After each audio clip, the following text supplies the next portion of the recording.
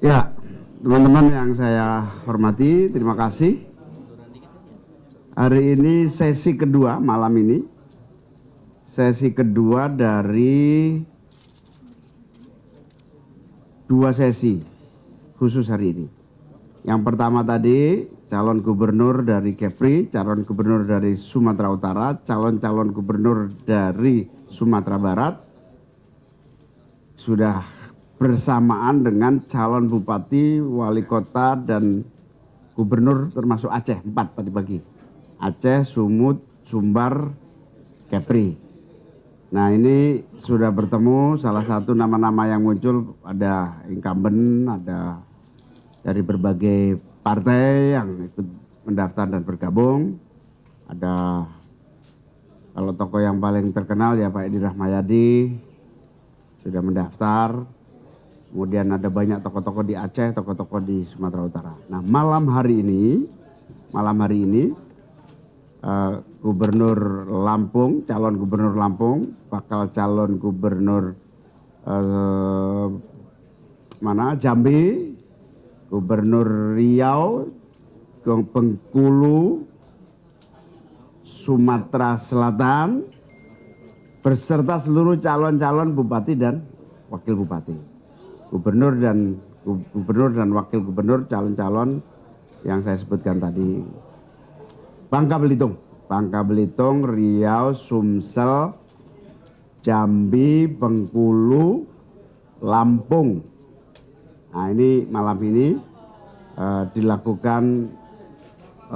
mulai dilakukan fit and proper, sekaligus tanda dimulainya konsolidasi untuk seleksi dan persiapan penetapan. Setelah ditetapkan tentu sekaligus persiapan malam hari ini adalah untuk pemenangan. Nah itu kira-kira ada pertanyaan? Saya Fauzi dari terus poin-poin untuk pertemuan mereka ini apa sih sebenarnya yang dikumpulkan? Apakah itu terkait misalnya poin-poin penting untuk pertemuan ini apa sih sebenarnya? Apakah itu terkait bagaimana survei mereka? Nah, kenapa harus dibagi per zona, Gus? Ada mungkin beberapa partai politik lain itu disatukan di Jakarta dari semua daerah. Ini malah PKB membagi per zona. Ya. Nah, yang selanjutnya terakhir soal Sulawesi Tengah misalnya, itu mantan pelatih kepala Timnas Amin itu maju juga sebagai calon gubernur Sulawesi Tengah. Apakah sudah ada komunikasi dengan PKB sebagai partai yang sama kemarin mendukung Amin? Terima kasih. Ya, pengumpulan ini semata-mata faktor teknis saja supaya lebih tidak terlampau besar jumlah yang hadir, sehingga kita bagi-bagi sampai besok. Besok berapa sesi besok? Besok 2 sesi juga. Untuk Sulawesi nanti tanggal 5 akan kita kumpulkan di Makassar, karena supaya tidak terlampau jauh dengan lokasi para calon-calon. Nah, dengan pengumpulan per zona dan sekedar teknis supaya lebih efektif, maka sebetulnya termasuk penjajakan. Penjajakan dari aspek elektoral tentu saja. Yang kedua integritas. Yang ketiga komitmen terhadap strategi pembangunan daerah yang memang intinya PKB untuk pilkada tahun ini benar-benar mengabdikan seluruh pilihannya kepada kepentingan rakyat daerah. Terutama kita ingin mendorong desentralisasi kembali. Selama ini 10 tahun terakhir terlampau sentralisasi. Sehingga kita PKB menginginkan para calon kepala daerah ini betul-betul siap menjadi pimpinan otonom daerah. Kita kembali kepada spirit reformasi 1998 sehingga kita bisa mempercepat kemajuan dan kemakmuran rakyat. Nah itu visi kami, sehingga nanti suatu hari kalau redistribusi kekuasaan melalui otonomi daerah itu berjalan kembali secara maksimal, para kepala daerah yang terpilih ini benar-benar sudah siap. Ini mimpi PKB adalah keseimbangan tidak semuanya menjadi sentralisasi. Oke, cukup? Soal komunikasi tadi Gus. Ya, saya tidak hafal satu persatu. Nanti Des Pilkada yang akan melaporkan ke saya, tapi saya nggak hafal. Di tiap daerah masing-masing saya nggak hafal. Tapi tentu akan kita jadikan banyak masukan tadi, elektabilitas, kapasitas, visi. Agenda perubahan Pasti visi ini, di visi-visi perubahan tentu saja.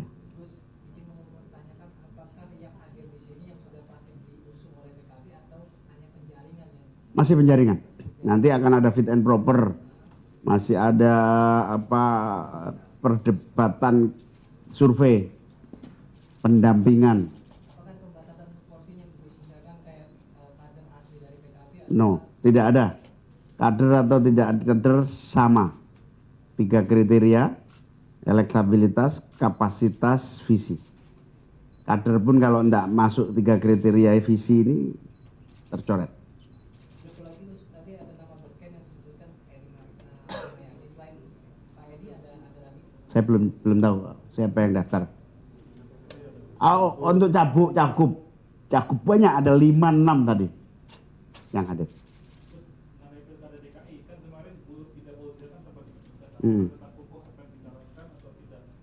Ya, dorongan dari PKB DKI minta Ida Fauzia supaya dicalonkan. Masalahnya kan kita masih butuh 10 lagi untuk bisa mengusung Ida Fauzia. Ya tentu tidak mungkin kita bisa memastikan kalau tidak ada 10 kursi lagi ya. 10 kursi lagi yang membackup. Tentu proses yang harus kita lihat. Itu partai ya. Nanti kita lihat. Gus, melanjutkan tadi PKS kan ketika PKB dengan PKS gabung kan itu sudah cukup untuk bagaimana kelanjutannya? Apakah sudah melihat siapa kader PKS yang di Belum ada. Kita dengan PKS belum sampai detailing pada calon, tapi komunikasi lebih mudah. Gus, kalau untuk pilkada Jatim PKB usung siapa Gus? Masih proses. Nanti tanggal 4 dimulai penjaringan awal. ini dari PAN kan ada harapan akan supaya terbentuk koalisi besar untuk mendukung Jatim. Kalau dari PKB apakah sudah melihat peta koalisi? Belum, sampai detik ini Bu Khofifah belum mendaftar di PKB. Jadi ya gimana kita nggak tahu petanya. Belum ada komunikasi berarti. Belum, ya pokoknya bagi kita yang daftar yang kita akan. Tapi khusus PKB bisa mengusung satu pasang calon ya Gus? Siap, satu calon, bisa sendiri, bisa mengusung. Kita punya banyak daerah yang bisa mengusung sendiri, kita banyak daerah yang juga harus koalisi. Ini kan habis Pilek dan Pilpres serentak, dan untuk pilkada ini persiapan logistiknya bagaimana? Apakah dibahas dalam rapat-rapat dekat ini? Logistik Pilkada mendatang, pembiayaan. masing-masing, ya, kita masing-masing diurus oleh masing-masing calon. Kalau support dari partai bagaimana? Nggak ada. Jadi partai memfasilitasi, tapi soal pendanaan kita tidak bisa membantu. Berarti menegaskan aja menggarisbawahi bahwa politik tanpa mahar ya Gus ya? Oh nggak ada mahar-maharan. Dari dulu nggak ada mahar-maharan. Soal visi perubahan yang kemarin gagal diterapkan secara langsung karena di Pilpres akan kemudian diupayakan supaya kader PKB menerapkan itu semua. Ya, betul. Bukan hanya kader PKB. Ketika saya bertemu Pak Prabowo, Presiden terpilih, yang kita sampaikan adalah 8 visi perubahan. Yang menurut kami, dan saya baca statement Pak Prabowo 2 hari yang lalu juga, iya tidak ada pilihan, memang ada sesuatu yang memang harus dirubah. Kalau enggak berat. Akses ekonomi bagi menengah ke bawah kalau nggak ada perubahan berat. Perubahan ini kan menurut saya bukan soal kepemimpinan atau keberlanjutan kepemimpinan, bukan. Itu sudah selesai, Pilpres sudah selesai. Perubahan ini adalah kemampuan daya tahan pemerintah di dalam menjawab tantangan ekonomi, tantangan sosial, tantangan budaya. Dimana kalau nggak ada perubahan, saya yakin kolaps keadaan. Perubahan-perubahan, strategi pembangunan, perubahan-perubahan itu untuk mengantisipasi krisis global, mengantisipasi tuntutan masyarakat.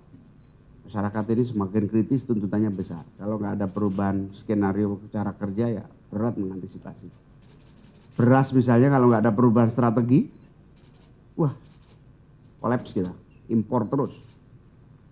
Terus selama pilpres kemarin kan cukup tajam mengkritisi soal food estate, apakah itu juga yang akan disampaikan ke Pak Prabowo kemarin? Ya, kita akan ajak berdebat. Food estate itu memang harus didiskusikan. Artinya Gus Imin masih akan memperjuangkan Semua menyangkut salah satu visi perubahan itu apa? Menjaga lingkungan hidup. Itu harus menjadi visi utama. respon Pak Prabowo terkait food estate bagaimana? Oh, nggak sampai detail itu. Nanti kalau Pak Anies jadi menteri baru dibahas itu.